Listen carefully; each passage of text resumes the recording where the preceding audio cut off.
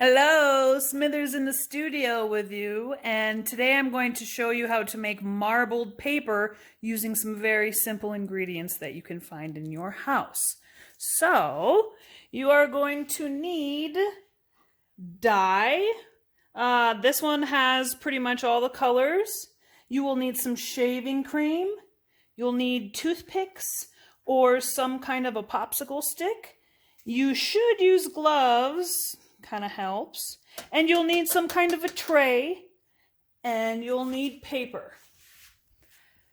These are ingredients that are usually easily found at any grocery store. Some of you might just have this lying around at your house.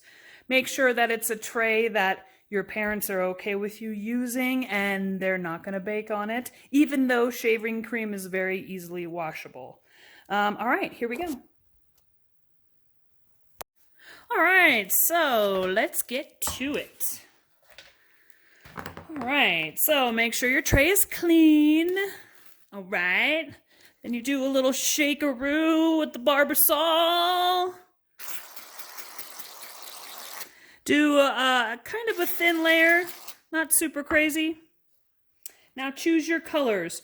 Remember that if you make green and red, what does that make? Not very fun brown, so be mindful of that. You want to make colors that are pretty and not gross. So, I'm going to do a little red. Just going to put a drop here and there and there. Nothing crazy. I'm going to do blue. Okay, drop here, drop there. Don't get all monkey strength and squeeze too much of it out. Don't do it. And I'm going to do just a little bit of yellow. I don't want to go crazy with this either. Maybe just 2 drops. Okay. Now, you're going to take your toothpick or your popsicle stick, preferably not your fingers. No. And you are going to kind of swirl this back and forth. Maybe go this way a little bit with it. Kind of get all crazy. Here's your bravery test. How brave are you? Okay. And you're going to take your paper. It does not matter what kind of paper this is, okay? It could be watercolor paper. It could be house paper. It could be scrap paper. Don't matter. All right. I'm going to now place it on top and just smush it. Give it a good massage. Just rub it. Nice rubs. I'm kind of pushing the shaving cream to the edges so it gets as much of the paper as possible. Okay. You should be wearing gloves. I'm not. Ha! All right. Once you've given it a good smooth rubbing, you're going to take one of the corners and slowly pull it off. Set this tray aside. Then using a stick, a popsicle stick I'm using, you can use a ruler, you can use a paper towel, it all works. You're going to scrape the excess off of this. So I'm going to go this way and I'm just going to kind of scrape. You can use this again if you want, like some of these edges aren't really colorful, so I can just kind of slap this on here again. Be careful not to overmix it because look, see the browns? Nobody likes brown. Maybe some people, but not me today.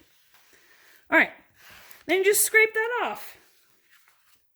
We can set that aside for now because we still have this beautiful marbling going on. So, in light that it's Mother's Day, perhaps you could make your mom a card.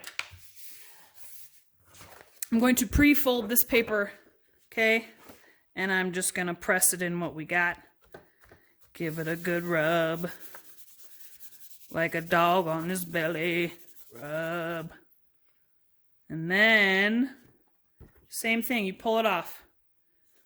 Set this aside. Take your stick or your paper towel or your ruler and scrape it off. And there, my friends, is a beautiful marbled piece of paper. everyone will be like, oh my God, you're so awesome. Oh my God, Miss Smith, you're so awesome. Oh my God. I know I'm awesome, guys. Thank you. So I'm going to now. Miss Smith is awesome. Yeah, that's right. Now I'm going to show you some fun things that you can do with this instead of just leaving it as plain marbled paper. So now that we have all of our fun marbled paper done, there's other stuff that you can do with them. Okay, so they turn out in these weird funky shapes, and you should just kind of spin it around and see what you get. I'll show you what I see in this painting.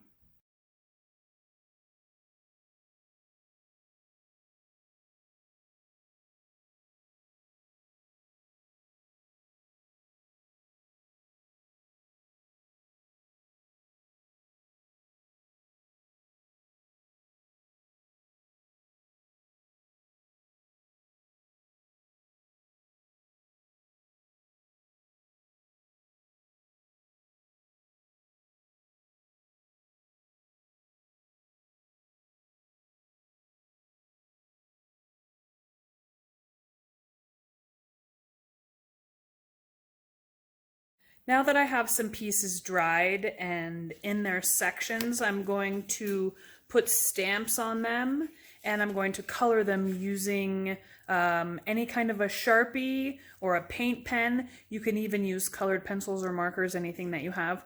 I'm going to use paint pens. And I'm just going to follow the stencil and use different colors and go slow.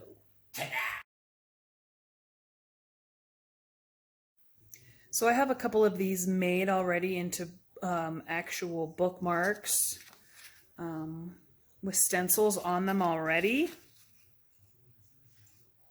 And what I've done is I've used some paint pens. You can use Sharpies as well.